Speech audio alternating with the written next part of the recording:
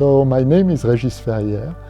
I'm a professor at the University of Arizona and also at École Normale Supérieure, University Paris Sciences et Lettres in Paris. And I first came to the US more than 30 years ago as a research assistant during my PhD. So my PhD was based in Paris, and I had the opportunity of spending 2 years of my dissertation time at the University of Arizona. And that's how the adventure started.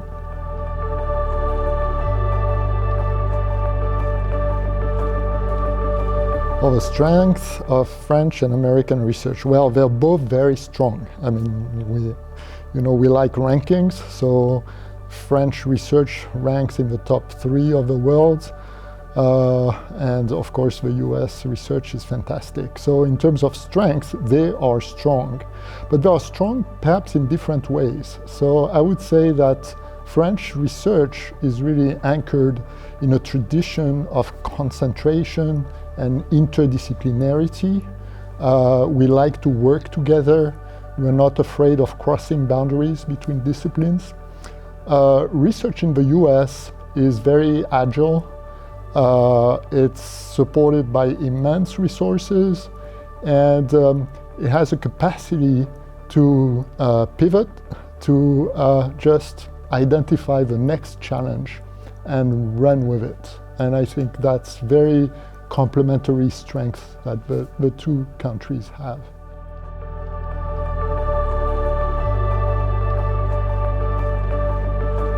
A network of scientists, French scientists working in the US that is being established and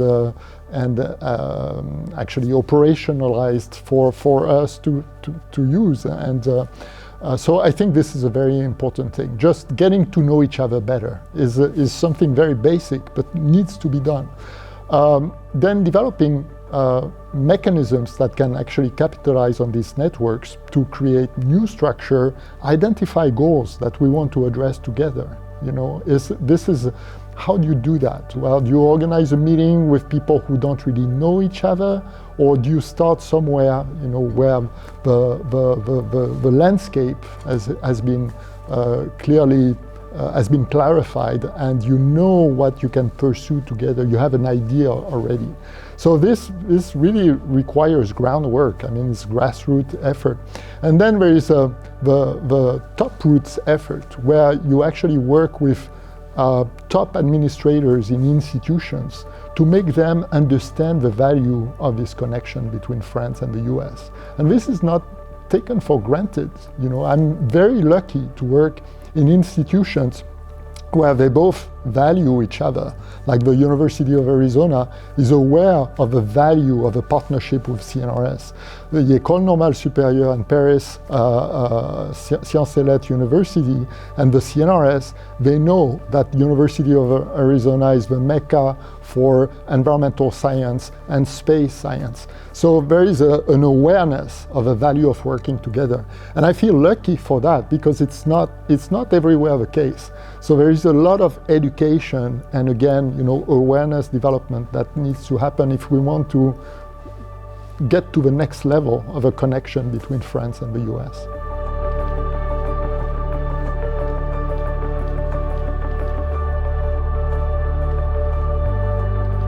So innovation is, the chain between basic research and innovation has never been shorter.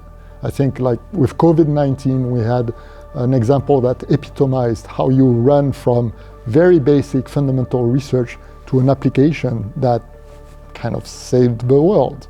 So with a vaccine developed on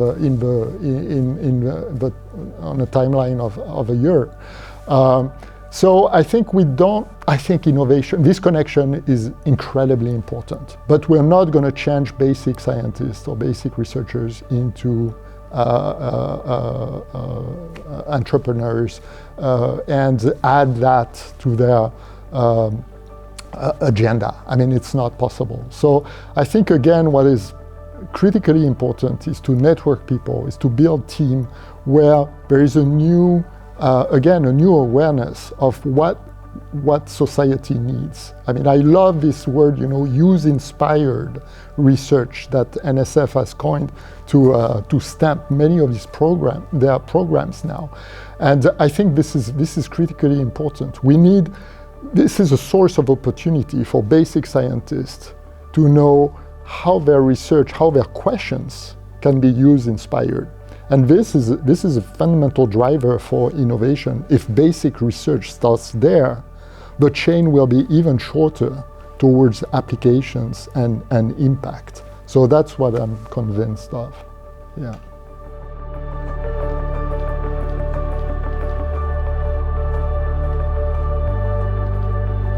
Yeah, I think, I